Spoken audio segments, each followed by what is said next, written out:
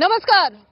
भारतीय संस्कृति और आस्था की छटा बिखेरता हुआ महाकुंभ शुरू हो गया है और इस वक्त हम इसी पावन पवित्र धरती प्रयागराज पर ठीक संगम हमारे पीछे दिखाई दे रहा है। और आज क्योंकि पौष पूर्णिमा का पहला स्नान है और कल शाही स्नान, लेकिन इस बार इसको शाही नहीं बल्कि अमृत स्नान कहा गया है, क्योंकि अमृत की वर्षा जब होगी इतने सारे संत एक साथ डुबकी लगाएंगे।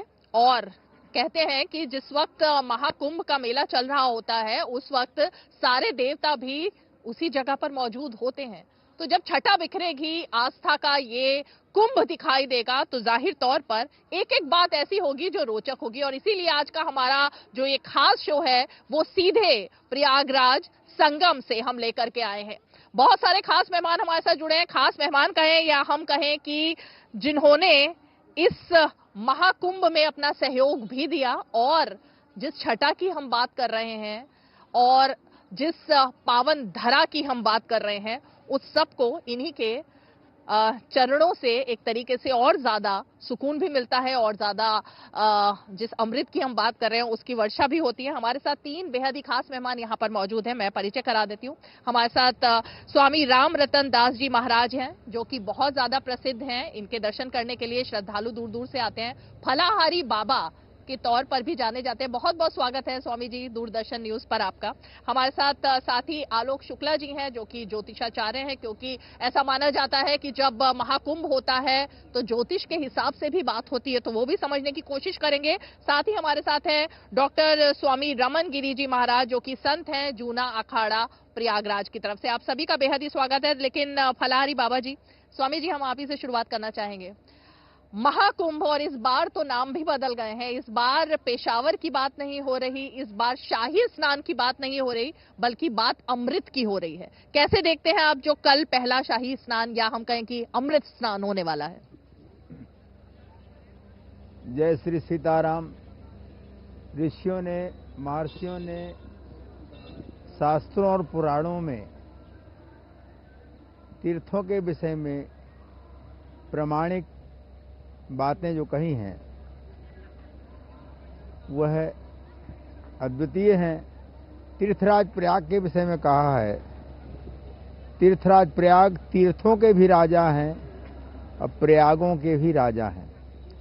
पद्म पुराण में आता है, एक बार तीर्थों का आपस में चर्चा हुआ, सबसे श्रेष्ठ कौन है? तो ब्रह्मा ने धर्म का तुला बनाया, उसमें देवता लोग सब पधारे, बहुत बड़ा यज्ञ हुआ और उस तुला में सभी तीर्थों को तौला गया। सब तीर्थों को तौलने के बाद जो प्रयागराज का पड़ला था वो सबसे भारी हुआ और सभी तीर्थों का पड़ला ऊपर उठ गया। इसलिए तीर्थराज इनको कहा गया, सभी तीर्थों का राजा हो गया। और जब राजा होता है तो राजा के लिए रानियां होती हैं। तो प्रयागराज महाराज की 7 रानियां हैं। वह 7 रानियां कौन है? अयोध्या, मथुरा, माया, काशी, कांची, अवंतिका, पुरी, द्वारावती चैव सप्तैदा मोक्षदायिका। ये 7 पुरियां उनकी रानी हैं। तो छत्र क्या होता है? राजा का छत्र भी होता है। तो छत्र अक्षय बट, और जो अक्षय बट है वही छत्र है। राजा के पास चमर भी होती हैं। तो चमर, जमुन और गंग तरंगा, जो गंगा और जमुना में जो लहर है वही तरंग है। इसलिए इनको राजा की उपाधि दी गई। छत्र, चमर इत्यादि सब दिया गया। सिंहासन, सिंहासन जो है त्रिवेणी है, वही सिंहासन है जी। तो इसलिए इनका जो है महत्व बताया गया। और वैसे भी गोस्वामी तुलसीदास जी ने कहा है, को कही सके प्रयाग प्रभाऊ, कलुष पुंज कुंजर मृगराऊ। प्रयागराज के प्रभाव को कौन कह सकता है? जैसे कलुष कहते हैं पाप को, कुंजर कहते हैं हाथी को, और मृगराऊ कहते हैं सिंह को। जैसे सिंह को देख करके हाथी भग जाता है, उसी प्रकार से प्रयागराज को देख करके, उनका नाम सुन करके सभी पाप नष्ट हो जाते हैं। शास्त्रों में आया है, अन्य तीर्थम कृतम पापम पुण्य क्षेत्रे विनश्यति। जी, जो कोई अपराध करता है, पाप करता है, वो पुण्य क्षेत्र में नष्ट हो जाते हैं, लेकिन उसका भी किया हुआ पाप तीर्थराज प्रयाग में नष्ट हो जाता है। तो हम बिल्कुल बाबा जी, स्वामी जी, हम पाप की भी बात कर रहे हैं, पुण्य की भी बात कर रहे हैं। दो और मेहमान हमारे साथ इस वक्त सीधे जुड़ गए हैं। हमारे साथ मनीष शुक्ला जी, भाजपा के प्रवक्ता हैं, जो कि क्योंकि बहुत सारे विवाद भी तो जन्म लेते हैं ना, कुछ लोगों को शायद ये पुण्य, इस पर भी बात करनी होती है, कुछ लोग पाप की भी बात करते हैं। अजीत यादव जी हमारे साथ समाजवादी पार्टी के प्रवक्ता जुड़ गए हैं। अजीत यादव जी, शुरुआत जरा आप ही से, एक बार जो बात यहाँ स्वामी जी ने कही उसी पर मैं आती हूँ। पाप और पुण्य की बात हो रही है, विवाद किस चीज का है? एक जगह पर मुलायम सिंह यादव की तस्वीर लगती है, उस पर भी विवाद हो जाता है। दूसरी तरफ ये कहा जाता है संगम तो वही जाएंगे जो जिन्होंने पाप किए होंगे। तो ऐसी बातें करके किसका दिल दुखाया जा रहा है और किस पर राजनीति हो रही है? देखिए, पुण्य और पाप की व्याख्या करना यहाँ बहुत लंबा बहस हो जाएगी इस पर, लेकिन जिस तरीके से दिव्य भव्य और नव्य कुंभ की बात की गई, महाकुंभ, हम प्रयागराज में रहते हैं और समाजवादी पार्टी ने, चूंकि हम इस पर राजनीति नहीं करना चाहते, हम प्रयागराज में ही रहते हैं, हमें 28 साल हो गया रहते, और जिस तरीके से प्रयागराज में दुर्व्यवस्थाएं हैं, जिस तरीके से अव्यवस्था है, उस पर समाजवादी पार्टी विपक्ष में होने के नाते जो जिम्मेदारी होती है समाजवादी पार्टी का, उस पर सरकार को जो है जागरूक करने का काम हमेशा करती रही है। हम जो है संतों और महात्माओं के ऊपर हमारी कोई टिप्पणी नहीं है, क्योंकि आज पौष पूर्णिमा के दिन नहावन का शुरुआत हो गया। यहाँ पर स्नानार्थी और श्रद्धालु आना शुरू हो गए हैं। सबका प्रयागराज में स्वागत है, वेलकम है। और ये तो भाई सर्वविदित है कि सब लोग कहते हैं कि कुंभ के गंगा में या संगम में स्नान करने से पाप से मुक्ति मिल जाती है, मोक्ष मिल जाता है लोगों को। तो ये बातें लोग कहते रहे हैं। अब कितना लोगों को, कौन लोग आते हैं, कौन लोग पाप करते हैं, कौन लोग पुण्य करते हैं। राजा हर्षवर्धन यहाँ पर आते थे, पूरा अपना सर्वस्व न्यौछावर करके, दान करके, यहाँ पे लोगों को अपना सर्वस्व न्यौछावर करके लोगों को खिलाते थे, दान पुण्य करके जाते थे।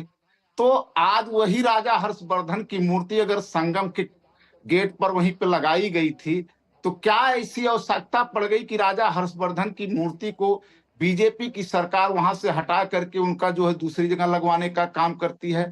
तो राजनीति की शुरुआत तो बीजेपी करती है। क्या बताइए, आज से महाकुंभ लग रहा है? क्या ये मेले की शुरुआत आज से हुई है, जब से बीजेपी की सरकार है? भाई, इनके नेता ही बोलते हैं कि अभी 2014 में इनके एक सांसद हो गई हैं, उन्होंने बयान दिया था कि ये देश हमारा आजाद हुआ है 2014 के बाद, जब भाजपा की सरकार आई है। उसी तरीके से महाकुंभ को अरे भाई, कुंभ पर बात कर लीजिए थोड़ा सा। अजीत जी, यही तो मैं कह रही हूँ, विवाद कौन कर रहा है? आप ही कर रहे हो। अब अभी तो शो पर हम इतनी अच्छी अच्छी बातें कर रहे थे, अब आपने वही पॉइंट लेकर आ गए। विवाद बीजेपी के लोग करते हैं। आप बताइए, योगी जी का इंटरव्यू आज तक पे आया? कौन है? अच्छा, ठीक है, एक मिनट। धर्म को धंधा की बात किसने कहा? नहीं, धर्म को, एक मिनट मेरी बात पूरी हो जाए। धर्म को धंधा की बात किसने कहा? योगी जी ने कहा कि जो ये भव्य कुंभ लग रहा है, आप ही लोग दिखा रहे हो कि समाज शास्त्र से अर्थशास्त्र की तरफ बढ़ा महाकुंभ। ये हम नहीं कह रहे हैं, पूरी मीडिया के लोग कह रहे हैं। ये आस्था का विषय, हमने पहले ही कहा कि हम इस पर जो है बहुत ज्यादा कुठाराघात नहीं करना चाहते, क्योंकि ये महापर्व है, इस पे सभी लोगों की आस्थाएं, भावनाएं जुड़ी हुई है, विश्वास जुड़ा हुआ है। मनीष शुक्ला जी, विवाद कौन पैदा कर रहा है? अब विवाद तो तब भी पैदा होता है। अजीत यादव, एक मिनट रुकिए अजीत यादव, अब रुकिए एक सेकेंड। विवाद तो तब भी पैदा होता है मनीष शुक्ला जी, जब अखिलेश यादव कहते हैं कि 3 तरह के लोग हैं जो संगम में डुबकी लगाने जाते हैं। हम उन 3 में से 2 कैटेगरी में आते हैं, लेकिन हम तीसरी में नहीं आते हैं। वो तीसरी में कौन है, वो आपकी तरफ इशारा करते हैं। तो एक पावन पर्व को लेकर के भी राजनीति तो जमकर हो रही है। देखिए, तीर्थराज प्रयागराज में लगने वाला जो कुंभ है, दुनिया भर के जो सनातन धर्म को मानने वाले लोग हैं, उनके लिए आस्था का विषय है। पौराणिक महत्व का है, ऐतिहासिक महत्व का है, जिसका वर्णन वेदों में, पुराणों में, उपनिषदों में, तमाम धार्मिक ग्रंथों में मिलता है। और पुरातन इतना है कि जिसकी काल की गणना नहीं की जा सकती। और कहा जाता है कि इस कुंभ के समय में सभी देवी देवता, विश्व देश भर के जितने तीर्थ हैं वो सब आते हैं, और उनसे पुण्य का लाभ लेने के लिए साधु संत अखाड़े जो गृहस्थ हैं वो सभी लोग आते हैं, एक एक महीने का वास करते हैं। ऐसे पुण्य अवसर पर, ऐसे पुण्य भूमि पर जिस तरीके से विवाद खड़ा करने का प्रयास, आज से नहीं रीमा जी, अगर आप पिछले एक महीने का एक्स पोस्ट अखिलेश यादव जी का उठा लीजिए, समाजवादी पार्टी के तमाम नेताओं का उठा लीजिए, तो कभी पाप धुलने के लिए कौन लोग जा रहे हैं, पीपीए के पुल के निर्माण को लेकर, तमाम चीजों को लेकर अखिलेश यादव नकारात्मक बातें ही करते नजर आए हैं। और अब मुलायम सिंह यादव की मूर्ति लगा दिया उन्होंने। आखिर कुंभ क्षेत्र में जो आध्यात्मिक पुरुष है, तो जो धार्मिक पुरुष है, जो अखाड़े हैं, देवी देवता हैं, उनकी मूर्तियां लगा करती हैं। किसी भी राजनीतिक दल के किसी भी व्यक्ति की आज तक मूर्ति नहीं लगी है। ये केवल और केवल विवाद को जन्म देने का ही प्रयास है। और रहा सवाल अर्थशास्त्र और समाजशास्त्र का, तो समाजशास्त्र और उसके आध्यात्मिक और जो धार्मिक महत्व है, उसके लिए जो संत महात्मा आपके स्टूडियो में बैठे हैं वो विस्तार से बताएंगे। लेकिन आर्थिक विषय की बात क्यों आई? ये वो लोग हैं जिन्होंने कहा कि मंदिर बनाने से रोजी रोटी मिलेगी क्या, मंदिर बनाने से किसी को रोजगार मिलेगा क्या। उनके लिए ये तमाम आंकड़े आए हैं कि 45 दिनों में करीब 45 करोड़ शरणार्थी श्रद्धालु वहां आएंगे, और उसके नाते से उत्तर प्रदेश की अर्थव्यवस्था को करीब 3 लाख करोड़ का बूस्टर डोज मिलेगा। तो निश्चित रूप से सभी चीजों के कई आयाम होते हैं, आर्थिक धार्मिक के साथ साथ वहां प्रयाग और प्रयाग के रहने वाले लोगों को, तमाम पूरे उत्तर प्रदेश में जो लोग हैं उनको आर्थिक दृष्टि से भी इसका लाभ मिलने जा रहा है।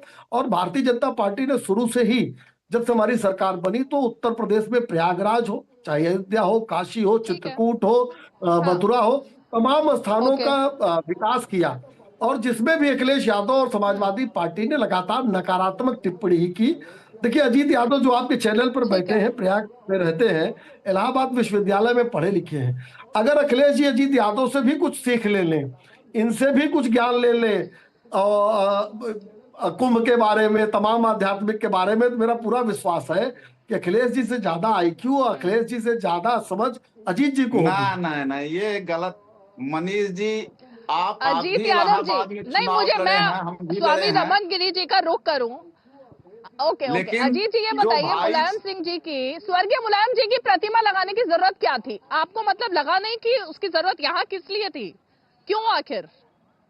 अरे भाई, देश के प्रधानमंत्री जी कहते हैं कि हमको यहाँ पर भेजा गया है, हम बायोलॉजिकल नहीं है, नॉन बायोलॉजिकल हैं, हम तो केवल अपने नेता की मूर्ति लगा करके लोगों का कुंभ में सेवा करना चाहते हैं। ये प्रतीकों के रूप में अपने नेता को लोग जिस भी रूप में देखना चाहे देखें। आपको नहीं पता था अखाड़ों की तरफ से उसका प्रतिशोध होगा, उनके अंदर गुस्सा आएगा कि भाई भगवान की बात कीजिए, सर्वधर्म की बात कीजिए, क्यों ये बातें हो रही हैं? ये इस समय कुंभ का माहौल है। अखाड़ों में हम अखाड़ों पे नहीं जाना चाहते कि 13 अखाड़े अपना स्नान करें, शाही स्नान करें, अमृत स्नान करें, स्वागत है इलाहाबाद में। लेकिन हमारी जो आस्था है, जिस पार्टी के तहत अगर कोई भी मानता है, जो भी पुरुष सामाजिक कार्य किया है और जिस भी क्षेत्र में किया है, उसको प्रतीक के रूप में, चाहे वो आदमी देवता के रूप में मानता है, चाहे महान सुधारक के रूप में मानता है, चाहे महान समाज शास्त्री के रूप में मानता है, चाहे अर्थात, तो नेता मैं जरा समझ लेती हूँ कि इतना प्रतिशोध क्यों हुआ। स्वामी रमन जी, दलित वंचित समुदाय के लोग अपना नेता मानते हैं, भगवान मानते हैं, विवाद हो जाते हैं। अब समाजवादी पार्टी के प्रवक्ता कह रहे हैं कि भाई जो हमारे नेता है, हम तो उनकी मूर्ति लगाएंगे, उन्होंने सबकी बात की थी, तो आखिर क्यों दिक्कत आ जाती है ऐसी बातों से? और महाकुंभ है, तो इसके पहले भी कुंभ हुआ था, उस समय क्यों नहीं लगाया गया? इसी समय क्यों लगाया जा रहा है? तो हमारी भव्यता को, हमारी दिव्यता को उस समय भी तो जरूरत थी। वो कह रहे हैं उस वक्त हमारे नेताजी नहीं थे, अब हैं, अब तो स्वर्गीय नेताजी हैं, मतलब आप उनको याद करें, एक बार उनकी बात सुन लीजिए पहले। हाँ जी, पूरी कीजिए। तो उस समय नहीं लगाया गया, तो इस समय भी, और भी हमारे बीजेपी की किसी भी उसकी मूर्ति तो लगाई नहीं है, तो उनको भी मूर्ति नहीं लगानी चाहिए। और फिर हमें जो है राजनीति से कोई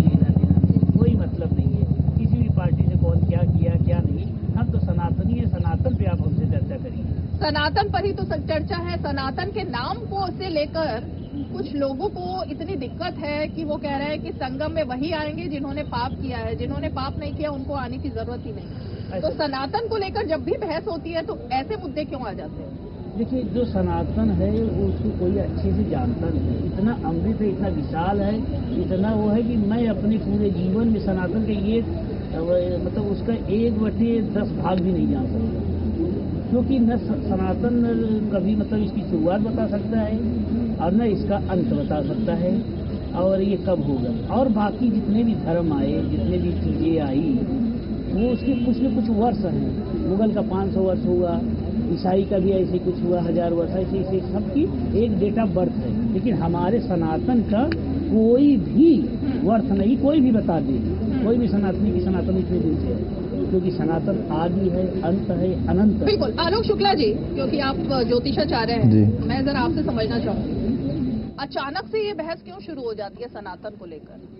और जब भी कभी सनातन को लेकर बहस होती है, लोग उसको समझ तो पाते नहीं कि सनातन वाकई में है क्या, लेकिन विवाद में सनातनियों को डालना, सनातन को डालना, इस शब्द की परिभाषा ऐसी दिखाना कि पाप से जोड़ना, पुण्य से जोड़ना। देखिए, सनातन की परिभाषा लोग नहीं जानते हैं कि सनातन है क्या। अधुनातन में लोग जी रहे हैं, और सनातन आदि अनादिकाल से निरंतर जो चीजें चली आ रही हैं वही हमारा सनातन है। कोई आज का सनातन है नहीं। सनातन का मतलब जो पुराना है, पुराने से पुराने समय से, अनादिकाल से। और रही बात जो ये राजनीति की है, तो हम ये समझते हैं कि सभी अपना अपना क्षेत्र लेकर के चलते हैं, और सबसे बड़ी बात यह है कि हम ये क्यों नहीं कर सके, इतना अच्छा हम क्यों नहीं कर सके। जो सरकारें आई या जो चल रही हैं, हमने ऐसा पिछले महाकुंभ में आए और अर्धकुंभ आए तो या महाकुंभ में आए, हमने इतना अच्छा नहीं कर सका। हो सकता है ये उनके मन में ऐसा चल रहा हो। अच्छा, ये आपने एक पॉइंट दे दिया अजीत जी के लिए। अजीत जी, पिछला कुंभ जब आजम खान को यहाँ पर बनाया गया था एक तरीके से पूरा प्रभारी, जी, आप उस पर सवाल खड़ा कर रहे हैं? जी बिल्कुल। कि इतना देखिए, व्यवस्था नहीं थी, इतनी अर्थव्यवस्था कभी नहीं आई, इतना पैसा कभी नहीं। कहा गया है कि विद्या ददाति विनयम और विनयाद याद पात्रता, पात्रत्वात् धनम आपनोति धनात् धर्म तथा सुखम। जो ये सवाल उठाते हैं कि इतना धन पैसा खर्चा हो रहा है, इतना ये सब चीजें हो रही हैं, बिना धन के धर्म हो ही नहीं सकता। अजीत जी जवाब दीजिए, अगर आप तक आवाज आई हो तो। ये व्यवस्था को, धन को एक मुद्दा अखिलेश यादव ने क्यों बनाया? अब यही तो साधु संत है ना, जिनकी वाणी से ही सब कुछ निकलता है और ज्ञान की प्राप्ति होती है। अब ज्ञान सुन लीजिए। धर्म आज से नहीं, धर्म अनादि से मुद्दा है। धर्म के बारे में ज्योतिषाचार्य जी को शायद नहीं पता है कि धर्म जो है धृत शब्द से बना है, यानी कि धृत शब्द का अर्थ होता है कि जो धारण करने योग्य हो जो चीजें, और सनातन का अर्थ होता है कि जो सही मार्ग दिखाए, जो सदमार्ग पे चले, उसको सनातन कहा जाता है। और सनातन धर्म आज से चला आ रहा है, ये लोग उसको नहीं समझेंगे और यही कह रहे हैं कि आजम खां के समय में नहीं समझेंगे, लेकिन अजीत यादव और अखिलेश यादव समझेंगे उसको। मेरी बात तो पूरी हो जाने दीजिए। आपने बात ही ऐसी यही बोल दी। आरोप लगाना चाह रही कि आजम खां जी जब नगर विकास मंत्री थे उस समय भी कुंभ लगा, तो उस समय की व्यवस्थाएं ठीक नहीं थी। उस समय की व्यवस्थाएं, मैं नहीं लगा रही हूँ भाई आरोप, संतों ने ये बात बोली है कि पहले की व्यवस्था में और अब की व्यवस्था में जमीन आसमान का फर्क है। बाबा जी को शायद जानकारी है। जमीन आसमान हम भी देख रहे हैं, इलाहाबाद में रह रहे हैं, हम प्रयागराज में ही रह रहे हैं। ये गंगा जमुनी तहजीब को किस तरीके से विखंडित करने का काम किया जा रहा है दुनिया जान रही, पूरी मीडिया के लोग जानते हैं, लेकिन किन कारणों से लोग चुप हैं। जो यहाँ का प्रेम सौहार्द भाईचारा है उसको किस तरीके से खंडित करने का काम किया जा रहा है। आप जान लीजिए कि हार्वर्ड विश्वविद्यालय ने जो है पुरस्कार देने का काम किया, पुरस्कृत करने का काम किया है समाजवादी को। हम ये नहीं कर रहे हैं, ये सच्चाई है। मनीष शुक्ला जी जवाब देंगे, चलिए सीख रही है बीजेपी की मनीष शुक्ला जी जवाब देंगे। व्यवस्था पर सवाल है या नहीं? साधु समाज कुछ कह रहा है, लेकिन अजीत यादव जी कुछ और याद कर रहे हैं। व्यवस्थाएं नहीं हो रही है। जवाब सुनिए। अरे भाई जवाब है कि अभी गंगा का जल आमचन योग्य नहीं हुआ है। जितने लोगों ने 2013 देखा, 19 देखा और आज जो लोग 25 देख रहे हैं, सबको पता है जमीन आसमान का स्तर है, अंतर है। 2013 में नोडल मिनिस्टर थे आजम खान और नोडल मंत्री रहते कुंभ के, एक बार भी उन्होंने प्रयाग का दौरा नहीं किया। ये वो वही कुंभ है जिसमें अव्यवस्थाओं के नाते से भगदड़ मच गई, जिसमें कई लोग मारे गए और जिनको भी देखने आजम खान ने अखिलेश यादव प्रयाग की धरती पे आने का काम उन्होंने नहीं किया था। देखिए, इन लोगों के लिए सनातन धर्म, धार्मिक आस्था जो हिंदुओं की है, बहुसंख्यकों की है, वो निश्चित रूप से एक कोने में पड़ी रहने वाली चीज है। उसके लिए इनके मन में हमेशा से दुर्भावना रही है और उसी के तहत इन लोगों ने कार्यक्रम और महाकुंभ में भी 2013 में उसी व्यवस्था को उन्होंने पालन किया था। देखिए, 2025 में जो लोग आएंगे उनको पता चलेगा। 45 करोड़ की जनसंख्या को आने की उम्मीद है, यानी इतनी बड़ी धार्मिक गैदरिंग पूरे विश्व में कभी भी नहीं हुई है जितनी बड़ी धार्मिक गैदरिंग तीर्थराज प्रयाग में होने जा रही है। और कुंभ का जो पुरातन जो चरित्र है वो अक्षुण्ण रहे। आज प्रयागराज, रीमा जी, अजीत जी और अजीत जी इस बात से नाकार नहीं सकते हैं कि 2013 और 25 में कितना अंतर है। जब आप फाफा मऊ से ही चलेंगे तो आपको ध्यान में आ जाएगा कि 25 में कुंभ के दौरान सरकार ने क्या व्यवस्थाएं की हैं। फाफा मऊ से ही आप गंगा जी के किनारे किनारे सीधे कुंभ स्थल पर आ सकते थे। अजीत जी, आ सकते थे क्या इसके पहले? ये जो पुल है दारागंज का, अखिलेश यादव ने बनवाया था क्या? मेडिकल कॉलेज वाला जो पुल है वो अखिलेश यादव ने बनवाया था क्या? जो विभिन्न चौराहे धार्मिक दृश्य से, जो धार्मिक प्रतीकों से, जो धार्मिक मूर्तियों को लगाकर खूबसूरत बनाया गया है, सुंदर बनाया गया है, धार्मिक नगरी का स्वरूप प्रयागराज को दिया गया है। अजीत जी, हृदय पे हाथ रखिए, बताइए कि बालसन चौराहा क्या इसी तरीके से था? सोबतिया बाग का चौराहा क्या इसी तरीके से था? जो ताराचंद हॉस्टल के पास जो चौराहा बना क्या इसी तरीके से था? क्या ये जो चौड़ी चौड़ी सड़कें थी तेलियरगंज से लेकर और पूरा कुंभ के स्थल तक इसी तरीके से था? अजीत यादव जी भी नहीं इस बात को नकार सकते। निश्चित रूप से एक बड़ा काम किया गया, इस कुंभ को डिजिटलाइज किया गया है जिससे आने वाले श्रद्धालुओं को कोई कष्ट न हो। तमाम प्रकार की 11 तरह की भाषाओं में घोषणाएं हो रही हैं। जो रेलवे स्टेशन है वहां किसी को तकलीफ ना हो, चाहे वो तमिलनाडु का हो, आंध्रा का हो, केरल का हो, कहीं से भी श्रद्धालु आए उसको उसकी भाषा में सूचनाएं उपलब्ध हो, इसके लिए सरकार ने काम किया है वृहद तरीके से। आने वाला एक एक श्रद्धालु अब सहजता से, सुविधा के अनुसार माँ गंगा को आचमन कर सके, माँ गंगा में डुबकी लगा सके, अपनी आस्था को जी सके, इसका प्रयाग भारतीय जनता पार्टी और योगी आदित्यनाथ जी की सरकार ने किया है। अजीत यादव जी, मैं आपसे रिप्लाई करूं लेकिन फलारी बाबा, मैं आप ही से ये जानना चाहती हूँ, जो बात बीजेपी के प्रवक्ता की तरफ से कही जा रही है, मनीष जी की तरफ से, वक्फ की बात होती है या उनकी जमीन की बात होती है, लोग यहाँ कहते हैं कि ये जमीन तो वक्फ की थी, उस पर कंट्रोवर्सी होती है, तब कुछ नेता चुप रहते हैं, लेकिन जब सनातन पर पैसा खर्च करने की बात आती है, व्यवस्थाओं की बात आती है, तो उस पर विवाद पैदा किया जाता है कि इन पैसों से एक तरीके से क्यों इतना खर्चा हो रहा है, इससे मिलेगा क्या? तो ये तमाम चीजें जो हैं ये आहत करती हैं कभी? हाँ, जय श्री राम। ऐसा है, ये त्रिगुणात्मक सृष्टि है, सतोगुण, रजोगुण, तमोगुण। पहले भी जो देवता रहते थे तो उन पर दैत्य राक्षस लोग उन पर अटैक करते थे। ये वृत्ति है, सतोगुणी वृत्ति, रजोगुणी वृत्ति, तमोगुणी वृत्ति। तो ऊर्ध्वं गच्छन्ति सत्वस्था मध्य तिष्ठन्ति राजसा। जो सतोगुणी है वो ऊंची तौर पर रहती है, रजोगुण मध्य में रहता है और तमोगुण नीचे रहता है। लोगों की प्रवृत्तियां हैं। हंस को जो है क्या नाम से बगुला उसकी निंदा करता है, हंस है बक दादुर चात कही। तो ये स्वाभाविक होता है। अच्छे लोग होते हैं वो अच्छे रहते हैं और बुरे लोग उनका दोष देखते हैं। उनकी जो है उनकी दृष्टि ऐसी होती है, जैसे शास्त्र में वर्णन आता है कि सज्जन कैसा है, दुर्जन कैसा है। बोले सज्जन हंस की तरह होते हैं। हंस में क्या गुण है? दूध और पानी मिलाने पर वह दूध पी लेता है, पानी छोड़ देता है। और दुष्ट क्या होता है? बोले जैसे सुअर होता है। सुअर जो है गंदे वस्तु को पत्तों से, लकड़ी से, घास से ढक दिया जाता है, लेकिन अपने थूथुन लगा करके और सब चीज छोड़ करके वो गंदी वस्तु को ग्रहण करता है। तो सज्जन जो है कैसे होते हैं? बोले सूप शुभा है। जैसे सूपा होता है वह बेकार बेकार अलग कर देता, अच्छा अच्छा ग्रहण कर देता है। उसी प्रकार संत अच्छी वस्तु ग्रहण करते हैं और जो मूर्ख लोग गंदी वस्तु को ग्रहण करते हैं, उन्हें खाली वही दिखाई देता है, दुर्गुण दिखाई देता है। प्रयागराज का इतना सुंदर दिव्य दर्शन विश्व में भी ऐसा कभी नहीं हुआ, ना हो सकता है जैसा मोदी जी के और योगी जी के राज्य में हो रहा है। हर जगह सुंदरता हो रही है, दिव्यता हो रही है, कथाएं हो रही हैं, कीर्तन हो रहा है, दिव्य स्नान हो रहा है, गंगा जी एकदम पवित्र छलछलाती हुई बह रही हैं। जहाँ भी देखो तहाँ मन में एक प्रसन्नता आती है, एक आनंद प्राप्त होता है।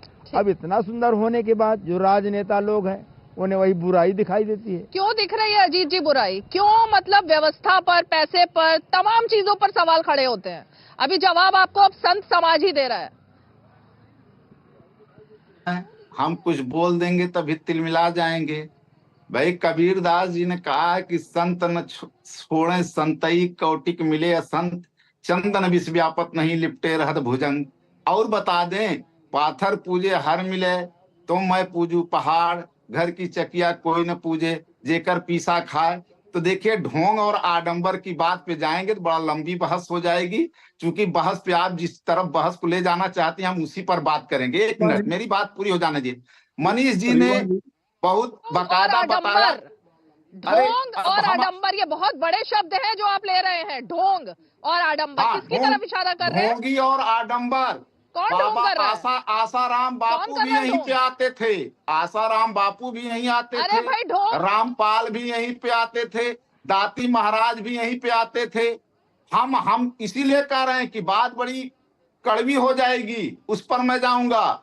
लेकिन मेरी बात विकास पे जो बात मनीष जी ने कहा उसका तो जवाब आ जाने दीजिए। आप पूरे समाज को एक कैटेगरी में खड़ा कर रहे हैं अजीत जी यहाँ पर। मतलब आप कह रहे हैं आप प्रयागराज के वासी हैं, आपने यहीं से पढ़ाई की, आप यहीं के वासी हैं, लेकिन आप संत समाज के लिए जिस तरह के शब्दों का इस्तेमाल कर रहे हैं, पढ़ाई किए इसीलिए कह रहे हैं, पढ़ाई किए इसीलिए कह रहे हैं।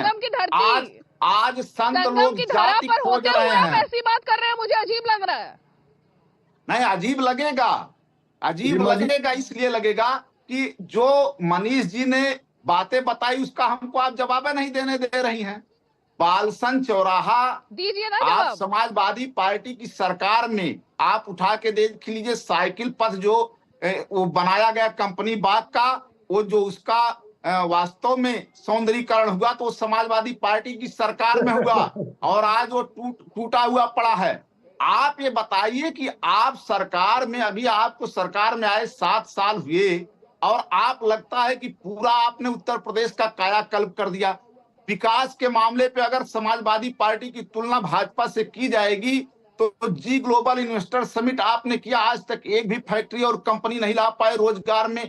केवल आप जो है झूठा जुमला बोलने का काम करते हैं भाजपा के लोग। आपने अभी एक विवादित बयान दिया, अब आप मुद्दे को भटका रहे हैं। अब मनीष जी का रुख करना पड़ेगा। मनीष जी जवाब।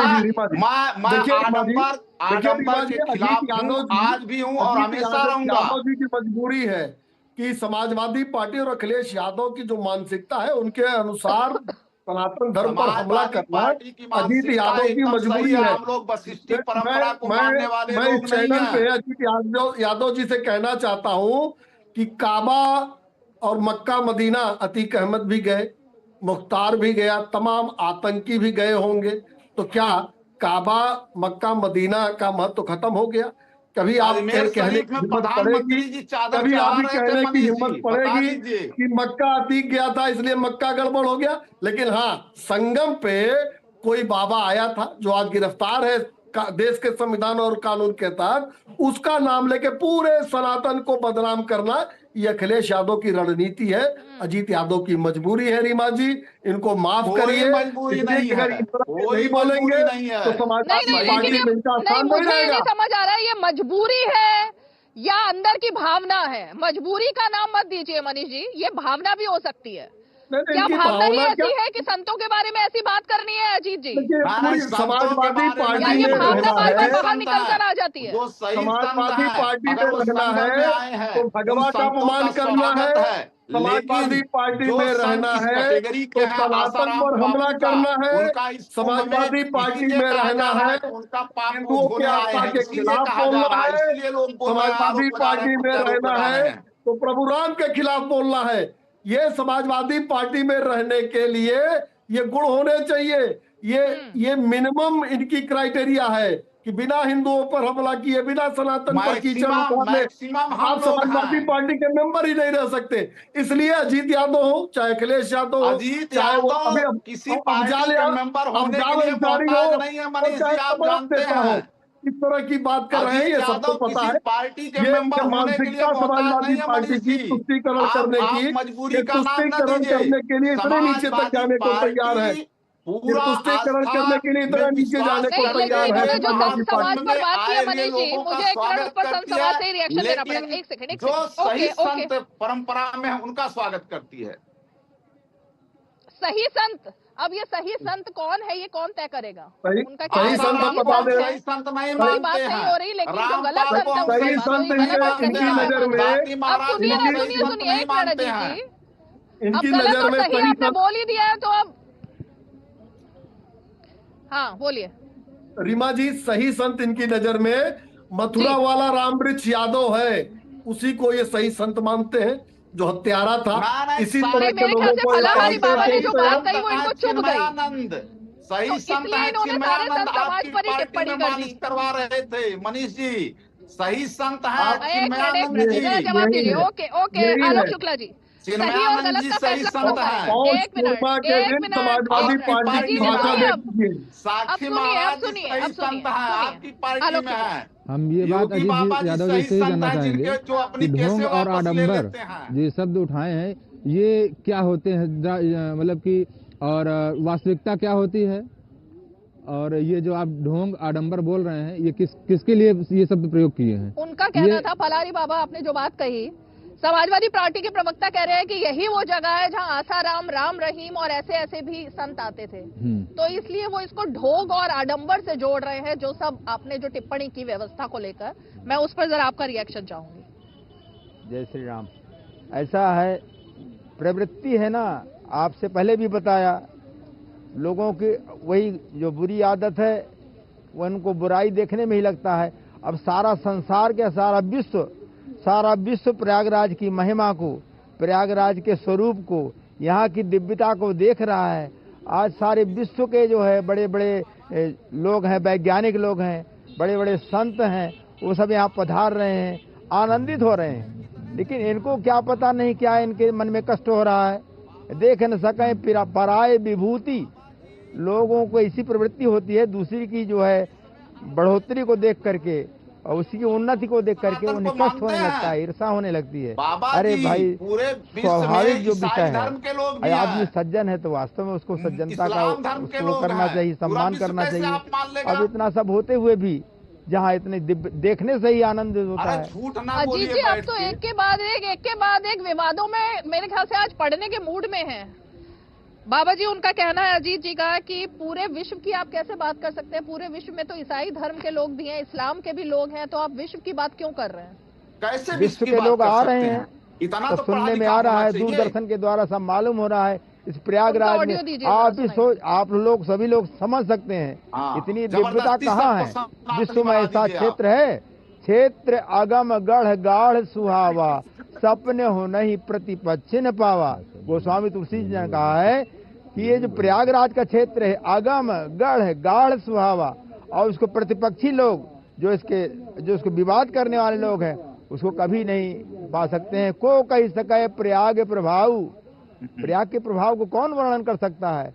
तिस्र कोटि अर्धकोटि तीर्था नाम वायु रब्रबीत, दिव्य भुव्य मंत्रिक्षा तीर्थम में संतु जाह्नवी। ये तीर्थराज प्रयाग है, इसकी महिमा शास्त्रों में वर्णन है, पद्म पुराण में इसका विशेष रूप से वर्णन आया है। लेकिन अब वैसे वसुधैव कुटुंबकम ये शब्द सुना है, ये शब्द नहीं है, ये हर भारतीय के मन में ये भावना है। फिर तो आप ये कह देंगे कि वसुधैव कुटुंबकम की हम बात क्यों करते हैं, हम विश्व की बात ही क्यों कर रहे हैं? इस विश्व में आप तो मतलब एकदम अलग ही थ्योरी पर आज काम कर रहे हैं अजीत जी। हम जान रहे हैं विश्व बंधुत्व की बात करने वाले लोग, लेकिन मेरा सवाल ये है कि आप पूरा क्या अरब देश भी सनातनी हो गया है? क्या ईसाई धर्म को मानने वाले भी सनातनी हो गए हैं? सारे लोग हम कहते हैं कि दिव्य भव्य नव्य कुंभ है। हम अपने सनातन का हम अपने को कहते हैं कि हम पूर्ण रूप से समर्थन करते हैं, क्योंकि हम भी सनातनी हैं, हम भी सनातनी हैं, हम भी हिंदू हैं, हम उसके विरोधी नहीं हैं। लेकिन हमारे सनातन में धर्म को धंधा बनाने वाले और धर्म के नाम पर रोटी खाने वाले और धर्म के नाम पर वोट मांगने वाले लोगों से हमें दिक्कत है। आपके सनातन में एक मिनट आपने तो अब ऐसी बात कह दी, मुझे काउंटर करना पड़ेगा आपको। आपने एक बात कही है, आपने कहा कि पूरे विश्व में इस्लाम भी है, पूरे विश्व में ईसाई भी है, किसी ने इससे इनकार नहीं किया। लेकिन भारत में क्या आपकी कैबिनेट में, अखिलेश यादव की कैबिनेट में एक ऐसे नेता, उनको उस वक्त एक ऐसे मंत्री नहीं मिले थे जिनको कुंभ की एक पूरी तरीके से जिसको ऑथराइज पर्सन कहेंगे हम, या जिसको मंत्री कुंभ की जिम्मेवारी देंगे, उसमें आजम खान ही मिले थे?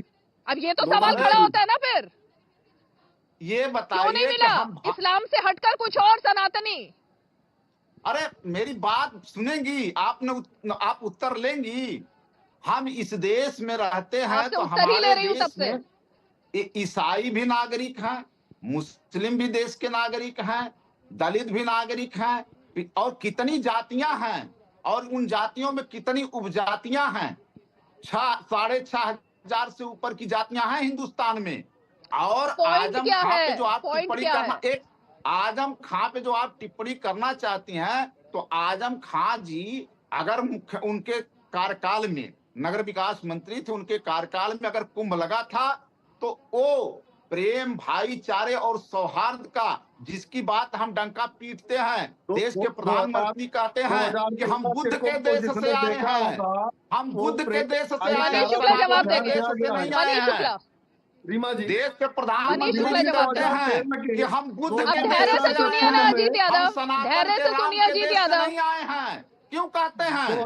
धैर्य से सुनिए। 2013 का कुंभ जिसने देखा है वो आजम खान के भाईचारे को उसने देख लिया है। आप झूठ मत बोलिए बैठ के मनीष जी टीवी पर, पाप लगेगा इस समय, पौष पूर्णिमा का दिन है, झूठ मत बोलिए। ऐसा बढ़िया जो है मैनेजमेंट शायद किसी ने किया था, जितना बढ़िया आजम खान ने मेला में करवाया था। भाईचारे और प्रेम सौहार्द का जो उन्होंने उदाहरण पेश किया था मनीष जी, आपको उसकी तारीफ करनी चाहिए। एक मुस्लिम होते हुए भी उन्होंने अजीत यादव रनिंग कमेंट्री मत कीजिए, अजीत यादव को म्यूट कीजिए भाई। अजीत यादव आप लगातार रनिंग कमेंट्री कर रहे हैं, आप लगातार पूरे शो में बोले जा रहे हैं, कोई भी बोलता है आप उसके बीच में कूद जाते हैं। अब आपने अपनी बात रख ली है, अब जरा मनीष शुक्ला जी को मैंने बोलने के लिए बोला है, उनसे जवाब सुनिए। आप थोड़ी देर शांत रहिए, अब आपने टिप्पणी कर दी है अपनी। हाँ देखिए, 2013 का कुंभ जिसने देखा उसने आजम खान के भाईचारे को समझ लिया होगा। जिस तरीके से 2013 के कुंभ में मान्यताओं को तोड़ा गया, परंपराओं को तोड़ा गया, अफरा तफरी की गई, भगदड़ हुआ, लोग मरे, और मरने के बाद भी अखिलेश यादव में इतनी मानवता नहीं थी कि मानवता के सबसे बड़े कुंभ में मरे हुए लोगों को देखने तक आ गए होते, लेकिन नहीं आए। देखिए, नोडल अफसर बनाया आजम खान को, उनकी एक दृष्टि थी अखिलेश यादव की कि किसी तरीके से कुंभ को अपवित्र कर दिया जाए, इनकी मान्यताओं, अच्छा जिसकी कोई आस्था श्रद्धा न हो कुंभ से, उसको आपने कुंभ का चार्ज दे दिया। और वो तो 2013 के कुंभ के बारे में बहुत कुछ कहना नहीं चाहते हैं, लेकिन 25 में आज भारतीय जनता पार्टी की सरकार और केंद्र और राज्य में है, पूरा इलाहाबाद और पूरे प्रयागराज और पूरे जो कुंभ का स्थल है, जहां आप रीमा जी जहां से आप डिबेट कर रही हैं, इस पूरे स्थल को व्यवस्थित किया गया है। जो श्रद्धालु, जो भक्तजन, जो गृहस्थ, जो अखाड़े के लोग आए, वो आकर अपने आस्था के अनुसार माँ गंगा में डुबकी लगा सके, आचमन कर सके। आज गंगा अविरल है, गंगा की जो शुद्धता है, इस पर भी सवाल खड़ा कर रहे थे अखिलेश यादव जी। बिना कुंभ शुरू हुए उन्होंने तमाम नकारात्मक बातें की। उससे स्पष्ट है कि ये लोग ये चाहते हैं कि कुंभ पे कुछ न कुछ नकारात्मक बातें हों, कुछ न कुछ हिंदू मान्यताओं पर सवाल खड़ा करके, विश्वास पर सवाल खड़ा करके, कुंभ पे सवाल खड़ा करके ये सनातन धर्म पर कलंक लगाना चाहते हैं, कीचड़ उछालना चाहते हैं। और ये आज से नहीं, आप पिछले 1.5-2 महीने में अखिलेश यादव के एक्सपोस्ट पे चली जाइए, रोज कुछ न कुछ कुंभ के बारे में नकारात्मक बातें अखिलेश यादव ने कही, इनके तमाम नेताओं ने कही। वहां स्नान को लेके इन्होंने अच्छी टिप्पणियां की। और अखिलेश यादव और पूरी पार्टी इस बात के लिए लगी हुई है कि हिंदुत्व को बदनाम किया जाए, कुंभ को बदनाम किया जाए, सनातन को बदनाम किया जाए, और एक तुष्टीकरण का माहौल बने और उनको वोटों की फसल लहलाए इस गंगा माँ को बदनाम करके। ऐसी इनकी केवल इच्छा है। अजीत यादव जी, ये तो पूरी तरह से पीडीए वर्सेस सनातनी हो गया है ना। क्योंकि आप लोगों को पीडीए की बात करते करते सनातन का विरोध करना है, ये समझ में आ रहा है। अखिलेश यादव की टिप्पणियां भी वही कह रही हैं। मलकीपुर का चुनाव भी इस बार लगता है कि कुछ इसी लाइन पर हो रहा है कि राम मंदिर का पहले विरोध और अब वहां नहीं जाना है, हम नहीं जाना चाहते हैं, मंदिर ने आखिर क्या दे दिया, ये तमाम सवाल खड़े होते हैं। तो ये तो अब सनातनी वर्सेस पीडीए ये स्लोगन हो गया। अब तुष्टीकरण की राजनीति की बात कर रहे हैं मनीष जी। धीरेन्द्र शास्त्री जी के बयान को आप सुनिए। गंगा जमुनी तहजीब से आप हो करके इलाहाबाद से गए हैं और आप इस तरीके की बात कर रहे हैं, कह रहे हैं कि मुसलमानों का अरे मुसलमान यहाँ पर स्वागत कर रहा है, जो शरणार्थी आ रहे हैं उनको भंडारा करके मुसलमान खिलाने का काम कर रहा है, भाईचारे का जो है पैगाम दे रहा है पूरे देश को, और आप उनके बारे में इस तरीके की भाषा कहेंगे कि आप जो है आप पवित्र कर दिया, आजम खान ने कुंभ को आप पवित्र कर दिया। क्या उस देश के नागरिक नहीं है? नहीं किया था।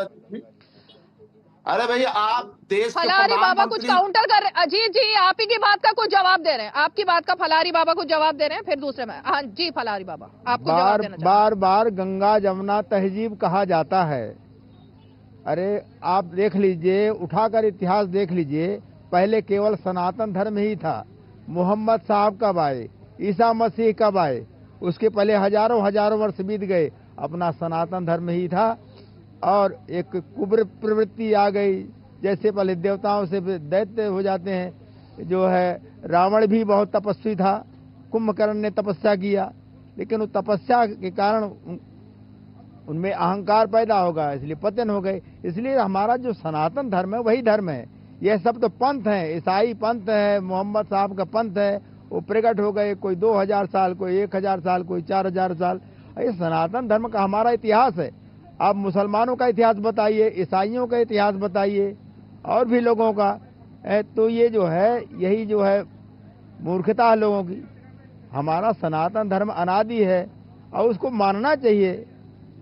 कोई प्रमाण करता है कि आपका पिता है, तो बच्चा पिता को नहीं देखता है, उसको जो बड़े लोग हैं, गांव के लोग हैं, बताते हैं कि ये तुम्हारे पिता हैं, तो माता कहती है कि ये तुम्हारे पिता है, तो पहचान माँ कराती है पिता का, भाई का। उसी प्रकार शास्त्र जो है ये हमें परिचय देता है, आपका धर्म क्या है, आपका कर्तव्य क्या है। सनातन यादव जी मेरे ख्याल से पॉइंटेड जवाब आपको मिल गया है। जो आपने शुरुआत की ना, व्यवस्था से लेकर तमाम सवाल खड़े किए, वो पॉइंटेड जवाब दे दिया है बाबा जी ने। क्या जवाब दे दिया इन्होंने? धर्म का धंधा बनाने वाले लोगों से हम जवाब से संतुष्ट हो जाएंगे, जो धर्म के नाम पे रोटी खाते हैं। धर्म का धंधा चलाने वाले लोग, और क्या? किसके लिए कह रहे हैं आप? धर्म का धंधा नहीं चला रहे हैं लोग। कितने कथावाचक आप किसका धंधा चला रहे हैं वैसे? अरे भाई धर्म का धंधा कौन चला रहा है ये बताइए ना। मतलब कुंभ में अगर साधु संत आ रहे हैं तो वो धर्म का धंधा चला रहे हैं। नहीं, सभी ये समाजवादी पार्टी का ऑफिशियल स्टेटमेंट है क्या? इनकी हिम्मत नहीं पड़ेगी। समाजवादी पार्टी का ऑफिशियल स्टेटमेंट है क्या? इनकी हिम्मत नहीं पड़ेगी किसी पादरी क्या के लिए ये ऑफिशियल बात कह रहे हैं आप कि साधु संत धर्म का धंधा चलाने के लिए कुंभ में आए हैं? जो मौलाना है, जो पादरी है, और जो हमारे भी धर्म में इस तरीके से धंधा करने वाले लोग हैं, मैं सबका विरोधी हूँ। वो चाहे मौलाना हो, इस्लाम धर्म को बदनाम करने वाले हों, चाहे पादरी हो, ईसाई धर्म को बदनाम करने वाले हों। जो धर्म का रास्ता भाईचारा ना सिखाता हो, सन्मार्ग पर न ले जाता हो, उस धर्म को मैं नहीं मानता। मैं उस धर्म को मानता हूं जो इंसानियत सिखाए, जो मानवता सिखाए। मैं उस धर्म को मानता हूं। मैं उस धर्म को नहीं मानता कि मौलवी, पादरी और हमारे धर्म के धंधा करने वाले लोगों को मैं मान लूं संत। ऐसे लोगों को मैं नहीं मानता। मैं सभी धर्म में कह रहा हूं।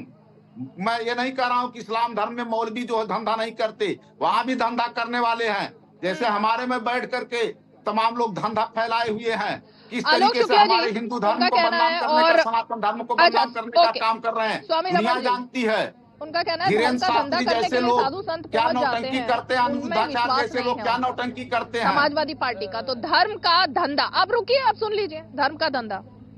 अजीत जी को सबसे पहले मैं ये कहना चाहूंगा कि ये एक सनातनी है और ये भी अपने आप को प्रस्तुत करें अच्छे कामों से, अच्छे धर्म से। जिस भी धर्म को मानते हैं उस धर्म के द्वारा अपने आप को प्रूव करें और ऐसा कार्य करें। और धंधा, कोई भी आदमी होता है किसी भी चीज का धंधा करता ही है।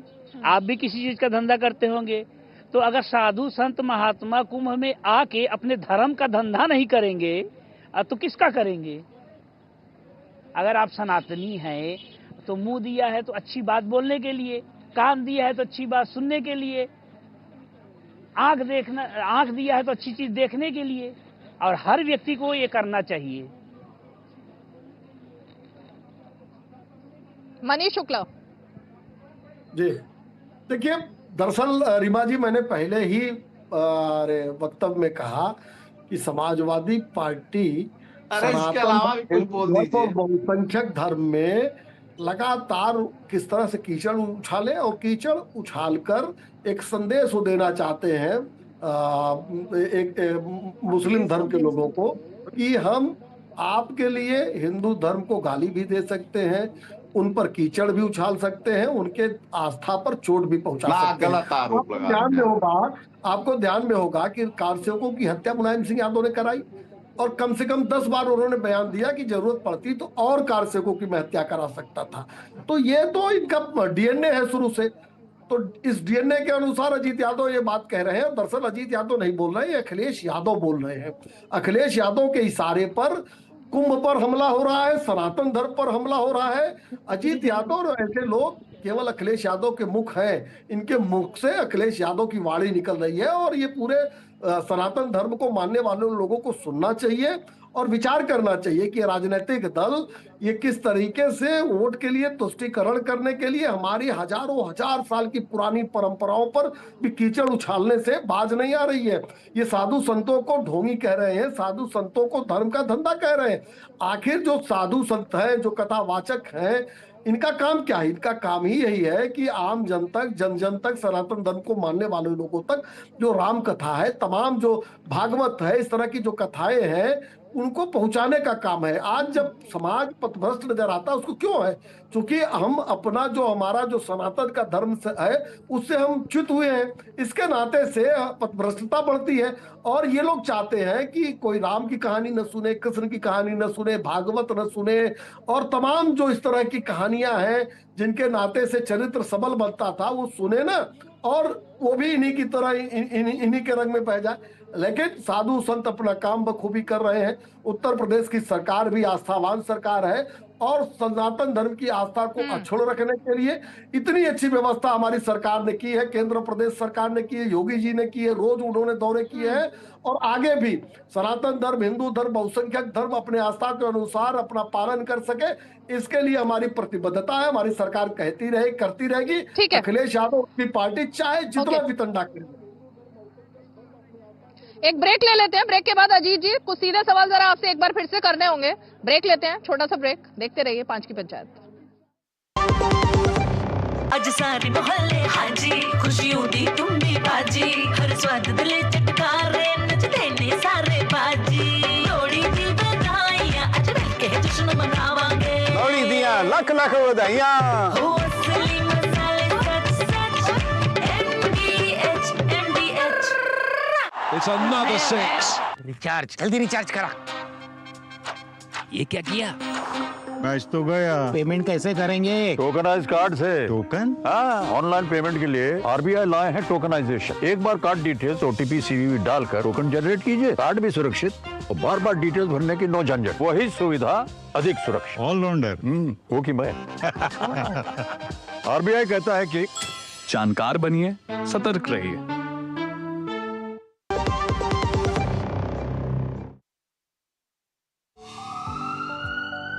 स्वास्थ्य से जुड़ी महत्वपूर्ण बात, देश के प्रख्यात विशेषज्ञों के साथ कैसे हो रोग के लक्षणों की पहचान। यदि आप हैं किसी रोग से परेशान, फोन और ईमेल के माध्यम से पूछें अपना सवाल।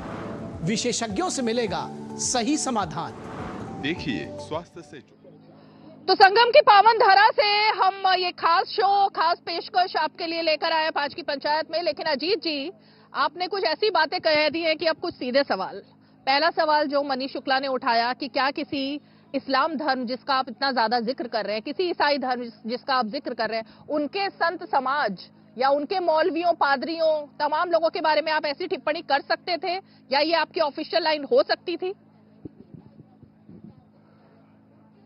चैनल पे कह रहा हूं, जो भी मौलवी हैं, जो गलत ढंग से और गलत रास्ते पर ले जाने का काम करते हैं, और जो भी पादरी हैं जो ढोंग और पाखंडवाद को बढ़ावा देते हैं, मैं उनका भी विरोधी हूं। और हमारे भी धर्म में जो ढोंग और पाखंड को बढ़ावा देते हैं, मैं उनका भी विरोधी हूं। मैं कर्म को मानने वाला हूं और कर्म पे ही विश्वास करता हूं, कर्म की ही पूजा करता हूं। लेकिन मनीष जी का हमको आप जवाब देने नहीं देंगी। मनीष जी ने एक सवाल उठाया कि तो हमारे डीएनए में जवाब दे रहे हैं आप। अरे सुन लीजिए मेरी बात, तो जवाब दे रहे हैं। हाँ, डीएनए की बात कीजिए। हाँ चलिए, डीएनए। मनीष जी बोलते हैं तो आप एक शब्द नहीं टोकती हैं, लेकिन जैसे मैं सही रास्ते पे आता हूं आप टोकना शुरू कर देते हैं। आपको ये मैं बोलूं ना, मेरा जवाब अब ये आपका सही रास्ता होगा, जरूरी नहीं है ना। जैसे आपने कहा कि विश्व में और भी धर्म है, इस तरह जरूरी नहीं है समाजवादी पार्टी के प्रवक्ता जिसे सही रास्ता मानते हैं उसे हम भी सही रास्ता माने और पूरा देश जिस सही तरीके रास्ता से बीजेपी रास्ता दिखाएगी उस रास्ते पर इसलिए नहीं आप अगर जाएंगे। सही रास्ते पे है तो आप रहिए, आइए वापस सही रास्ते पे। चलिए बोलिए।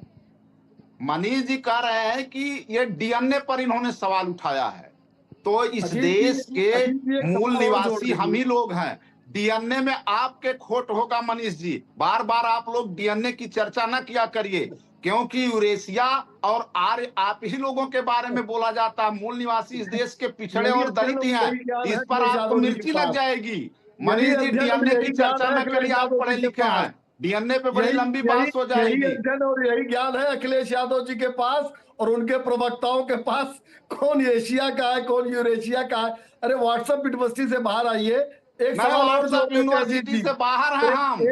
व्हाट्सएप यूनिवर्सिटी से बाहर है हम। यही जुमला लेकर के आप लोग चलते हैं। इसी तरीके से यही जुमलेबाजी करके आप लोग यूनिवर्सिटी में खुलेआम धर्मांतरण का जो खेल अखिलेश यादव के समय में होता था, मुलायम सिंह यादव के समय में होता था, उसको आप कंडेम करेंगे?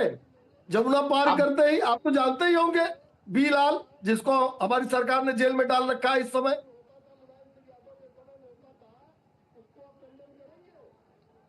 अरे जो शिवपाल जी का बड़ा करीबी था बिलाल, जानते हैं, हम जानते हैं कि वहां से चंदा कौन लेके आया है, ये भी कहिए, बता दीजिए। जेल में किसने डाला है बता दीजिए। बीजेपी के लिए कौन चंदा लेके आता है आपको भी पता है। काम नहीं चलेगा। बीजेपी ने तो जेल में डाला है उनको। बीजेपी ने जेल में डाला है। बीजेपी ने इस तरीके से टारगेटेड करके लोगों को जेल में डालने का काम कर रही है, आप नहीं जान रहे हैं। पता है वो धर्मांतरण का खेल होता था। मुलायम सिंह यादव, शिवपाल जी यादव, क्या धर्मांतरण का खेल आज बंद हो गया है?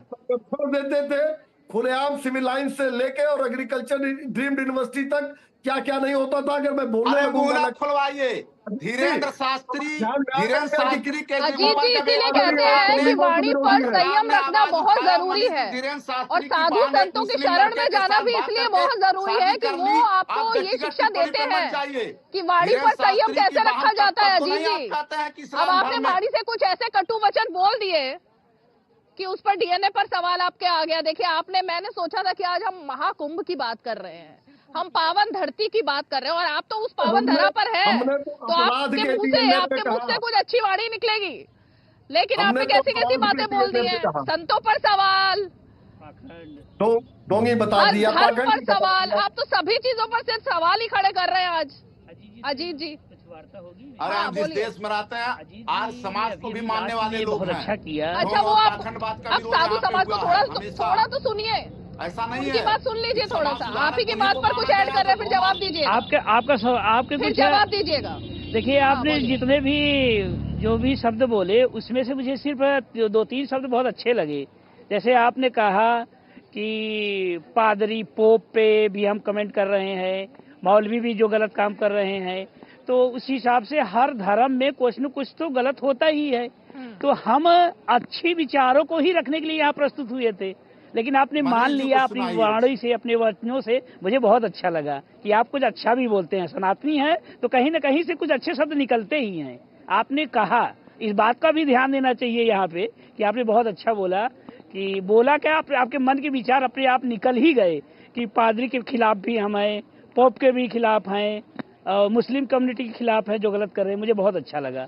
इसके साथ साथ अजीत जी मैं कुछ और कहना चाहता हूँ यहाँ पे हम लोग इकट्ठा हुए सिर्फ कुंभ की चर्चा के लिए, राजनीति से थोड़ा हट के कुंभ के बारे में वर्णन करें। इसके पहले जब भी हम पिछले 40 साल के हो गए, 40 साल में न जाने कितने कुंभ देखे, लेकिन इतनी भव्यता, आप दिल से हाथ रख के बोलिएगा, इतनी दिव्यता, इतनी प्रभुता, इतनी अच्छी व्यवस्था आपने अपने जीवन में कभी देखा था कि नहीं? कभी न कभी जरूर नहीं देखा होगा, लेकिन अब देख रहे हैं। तो कम से कम अपनी पार्टी से हट के अपने मन के विचारों को और अपनी दिव्य दृष्टि से देख के उसके बारे में थोड़ा सा तो बोलिए। हम दिव्य दृष्टि, मेरे पास तो दिव्य दृष्टि नहीं है, जो दृष्टि राजनीति से हट के बोलिए, आपका स्वतंत्र जीवन है, स्वतंत्रता के लिए है। देखिए एक बात और अच्छी से जान लीजिए, महाभारत हम अपना परिचय बता दें। हम डॉक्टर स्वामी रमण गिरी महाराज संत जूना खड़ा प्रयागराज से हैं और हमने MBBS किया है रायपुर से, MD किया है दिल्ली से। इसके बाद सनातन को पिछले 6 वर्षों से जानते हैं। सिर्फ 6 वर्षों में हमने जो जाना वो आपके सामने कह रहे हैं।